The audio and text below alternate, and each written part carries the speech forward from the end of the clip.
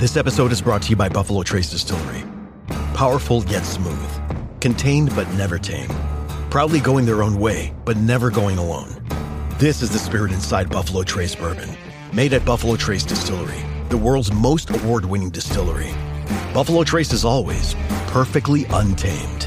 Distilled, aged, and bottled by Buffalo Trace Distillery, Franklin County, Kentucky. 90 proof, 45% alcohol by volume. Learn more at buffalotracedistillery.com. Please drink responsibly. Are negative Google reviews hurting your business? Don't let unfair feedback cost you customers. At Webamax, we specialize in removing false, misleading, and damaging reviews so your online reputation stays strong. Our expert team works quickly and legally to clean up your digital presence, helping you rebuild trust. Visit us on the web at www.gowebamax.com. That's GOWEBIMAX.com, or text us for a free quote at 856-840-8343. Don't let bad reviews define you. Get immediate help from Webamax.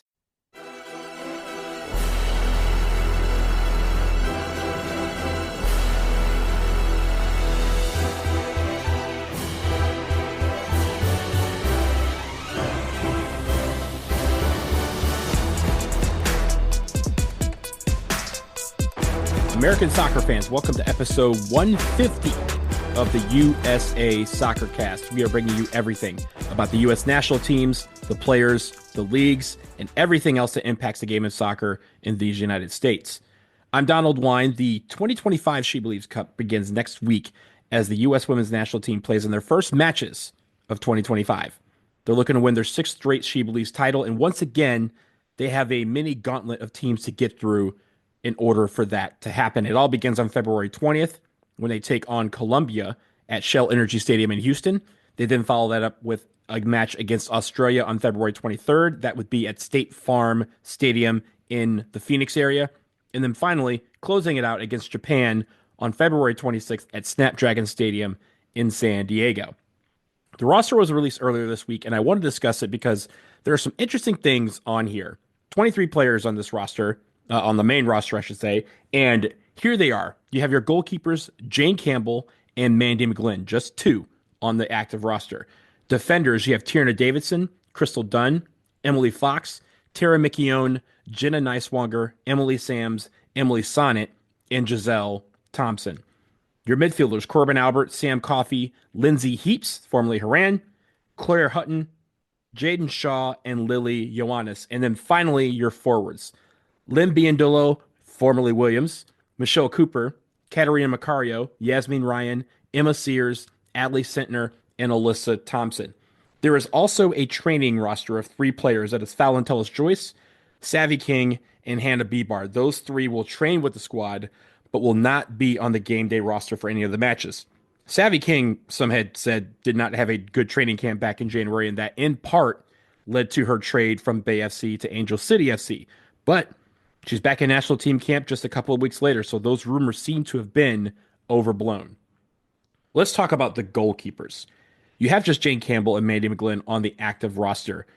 Fallon Tullis-Joyce, who has been playing really well for Manchester United, is on the training roster, but again, will not play in any of the matches. And this is probably the number one competition to watch as the year moves along. Who takes over for Alyssa Nair as the starting goalkeeper? Campbell and McGlynn and PTJ get a chance to show what they can do and leave camp as leader in the clubhouse in that competition. There's so many other goalkeepers out there that could factor in as well, but right now it shows, to me at least, that Jane Campbell and Mandy McGlynn and even PTJ are the 2 to 3 that could be a little bit higher in that order when it comes to figuring out who will replace Alyssa in the starting goalkeeper position. There are 12 players on this roster that competed in the Olympics last summer, but only 4 that started over 5 matches in the tournament. Hayes' goal here is to kind of provide more opportunities for the rest of the player pool. You have some notable admissions. Triple Espresso, the front line of Trinity Rodman, Sophia Wilson, who was formerly Smith, and Mel Swanson, will once again miss this camp as they continue to build back in the preseason condition after recovering from a various number of injuries. And then also Mel Swanson is out on personal leave from the Chicago Stars and is excused from this camp accordingly. Of course, we remain hopeful that everything is okay with her and that she's taken the time and has the support she needs to handle everything that may be going on in her life. And we see her back on the field when she's ready to do so. Katarina Macario is back on the squad after missing a while due to injury, and she's listed as a forward. And Jaden Shaw, who has been listed as a forward before, is listed as a midfielder. And both players have operated in several roles in the middle and up front. And I was wondering how each of these players would be utilized by Emma Hayes in this tournament. I had a chance to ask her about that in her press conference when the roster was released. And once again, I got a fascinating answer from Emma. So here's what she had to say. Thanks, Hype. And hi, Emma. Good to see you. I wanted to ask about a couple of specific players, Jaden Shaw and Katarina Macario. Katarina Macario is back. She's listed as a forward. Jaden Shaw is listed as a midfield, but obviously, as you know, they've played in both the middle and up top. How do you see them operating together on the field? And do you think they're going to be players that flow between the front three and the middle, or do you have them in those specific positions for a reason? I think if I sat here with Kat, she would tell us all that her best position is probably a number 10. And I'd say that Jaden Shaw would say the same. But you can see with no Sophia Smith, there's a shortage of less developed players, I think, coming through in the 9 position. But one thing's for sure, Kat can play in that position. Different type of 9 to Soph in the way she stretches, but she has the ability to link, to hold up. She's intelligent around the box. And I think the same about Jaden Shaw. I think, and one of the reasons I've been developing her in that area is because sometimes in teaching players how to play from the front, whether that's defending from the front, attacking from the front, putting them in the highest area helps to develop that. And not that anybody forgets this, but Jaden Shaw is 20 years of age. She's still learning and developing, and we are trying to teach her many different things within her game. And I think her club feel very similar around those things. So while I think they are not what we call stretch 9s, they're more false 9s, if they play those positions, I think it's fair to say, and I had this conversation with a coach the other day, there is a glut of number 10s on soccer fields nowadays. It doesn't matter if it's the men's or the women's game. There's players who might be fullbacks that are inverting inside because they've got the qualities of a midfielder, for example, in possession. The realities are, with the group of players we have, Ali Sentner's another one. She's another 10 probably, but can play a 9 and can play out wide as a 7-11. So we have to try and make it work based on those qualities. And I think in Jaden's case, long term, do I think she'll end up playing a number 10? Yes, I could very much see that. But I think being a cross between both of them at this stage is only adding to her game, not taking away from it. Yeah. See, you can see either operate in either position. And it's interesting to hear Emma Hayes discuss the players and their game and how she sees them in any lineup. That versatility both possesses everything. And I honestly like Emma's frankness with which she discusses the relative experience of the group of forwards she has in camp. Without Triple Espresso there to lead the way, she puts Macario in that group to kind of serve as a leader / mentor for that group. And one that the younger players can watch and learn from. She also mentioned Shaw having that leadership quality despite only being 20 years old. And it's great that she can move players around and have them be a part of different groups in the field during training so that in the matches, they know how to lead from wherever they are in the field and can exhibit that versatility. So I'm really looking forward to seeing that. 3 players on this roster, Giselle Thompson, Michelle Cooper, and Claire Hutton, were on the Futures Camp roster that trained alongside the women's national team last month in Florida. And then you also have sisters. Both Alyssa and Giselle Thompson make this roster, which marks just the 3rd time ever that a pair of sisters have been on the same women's national team roster. The last time, of course, it happened was Sam and Christy Mewis back on the 2021 Olympic team. Emma Hayes was also asked about the recent transfer of a few American players to Europe. Naomi Girma is at Chelsea. She is not in this camp as she works her way back from a calf injury. Jenna Neiswanger moved to Arsenal, where she will play with Emily Fox. Both of them are in this camp. And Crystal Dunn joins Ava Catino and Corbin Albert at PSG. Naturally, there has been a percentage of fans who are worried about the so-called exodus of players abroad and have had numerous debates on whether the NWSL is losing ground to leagues in Europe. Well, Emma Hayes put that debate to rest with a simple message. Here's what she said. I don't sort of preoccupy myself with that. I think the NWSL is a top league, arguably the most competitive league in the world from top to bottom. I don't think it's arguably, it is the most competitive league from top to bottom. Quote, I don't think it's arguably. It is the most competitive league from top to bottom. End quote. That seems pretty clear to me. And it does help to have players in different teams, different leagues, playing against different styles and all of that. But I still feel the best league on the women's side in the world is the NWSL. And it's the most competitive top to bottom. Every week is a big game. And I'm glad that Emma recognizes that. And hopefully that eases the tension of fans here who are concerned that the American players are moving abroad. This is a cyclical thing. And as long as those players ball out, it makes for a better national team. So we don't have to worry about that. We'll pause here for a quick break. Coming up, the USMNT U-17s did what? Find out what history they set after this.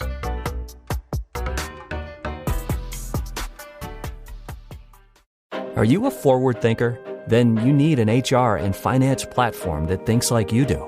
Workday is the AI platform that helps propel your organization, your workforce, and your industry into the future. Workday, moving business forever forward. Hey everyone, are you looking for the latest gear for your U.S. national teams, Major League Soccer, the NWSL, or any other team in the world of soccer? The USA Soccercast has affiliate partnerships that are ready to help you out.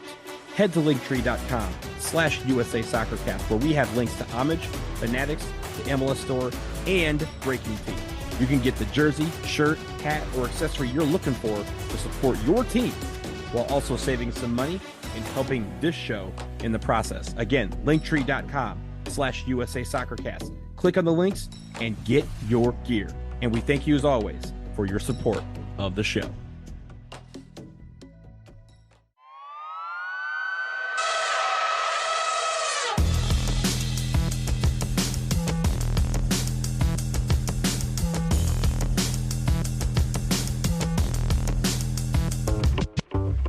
We're back, and the U.S. men's national team U-17s are in Costa Rica for the CONCACAF U-17 World Cup qualifiers.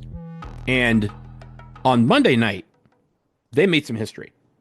The U-17s took on the U.S. Virgin Islands in their first World Cup qualifier, and they won by a score of 22-0. 22. They shatter the record for the most goals in a World Cup qualifying match by a United States men's, women's, or youth national team. The record for senior national teams in any match was the 14 the U.S. women's national team had in a 14-0 win over the Dominican Republic back in January 2012. The U.S. men's national team U-17s had 14 in the first half. They shatter the World Cup qualifying record. And when you look at the goals and assist stats from this game, it's incredible. They outshot the U.S. Virgin Islands 53-0. 53 shots. That is incredible. And they were led by Chase Adams, who set a record for most goals in one game in a World Cup qualifier by any person in a United States national team uniform. 10 goals. And he also had 1 assist. Maximo Carrizo had 4 goals and an assist. Chance Cowell, the brother of Cade, 2 goals, 1 assist. Jude Terry, 2 goals, 2 assists. Pedro Guimaraes, 1 goal, 2 assists. Ramis Hamuda, 1 goal, 1 assist. Jameer Johnson, a goal and an assist. Kellen LeBlanc had a goal. Lorenzo Cornelius had 3 assists. And Jordan Griffin had an assist. There was goals like every 2 minutes in this game. It was incredible to watch. What an insane game to be a part of if you are someone on this team. And to follow that up, that was the first match. They followed that up with a 7-0 win over St. Kitts and Nevis on Wednesday, which is just the team basically putting their foot off the gas. They were led in that game by Tanner Rosborough, who scored 4 goals and also added an assist. Just incredible. 7-0, 22-0. What's next? Well, the U.S. will face Cuba on Saturday at 8 p.m. The winner wins Group F and punches their ticket to the newly expanded 48-team U-17 World Cup in Qatar this fall. Currently, after 2 matches, the United States are in first place in Group F with 6 points and a plus 29 goal differential. They just need a winner draw over Cuba, who was in second place. They also have 6 points, but just the paltry plus 5 goal differential. I can't believe I'm saying that. Plus 29 versus plus 5. But we got to tune in for that one to see if they can keep it going and book their trip to the U-17 World Cup. And so far, the qualifiers have been a blast to watch.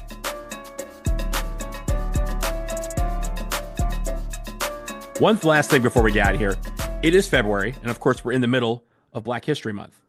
It's one of the most important months of the year for me and so many others. And I've done so many stories on some of the best Black athletes and moments in soccer history over the years because it is soccer history. It's a part of us, all of us. And I encourage you all to check out the Black History Month Hub over at Stars and Stripes FC. It has not just American stories, but stories from all around the world. I encourage you to read them. I encourage you to keep Black content writers centered. They are doing a lot of great work, not just today, not just this month, but every day, every month. And please, do your best to learn something new every single day. That's the point of the month. And you can use it to create the habits of learning that can continue throughout the year. So enjoy it all. And I hope we can all build up some of these stories to be forever remembered and retold. And that will do it for episode 150 of the USA Soccercast. 150 of these down. Several more to go. Thank you so much for listening. Remember to follow us on Blue Sky, Twitter, and we are on YouTube as well. Find us on all of those platforms at USA Soccercast. Subscribe, rate, and review our episodes. It really helps and is greatly appreciated. Don't forget, we have affiliate programs with a ton of places to get you the gear you love and help you travel to see your favorite teams play or watch them from the comfort of your home. Head to our Linktree, linktree.com/USA Soccercast to learn more. Click the links to all of those sites and our stimulus store, which is up and running again for 2025, and support the show in the process. We'll talk to you again soon, y'all. Peace.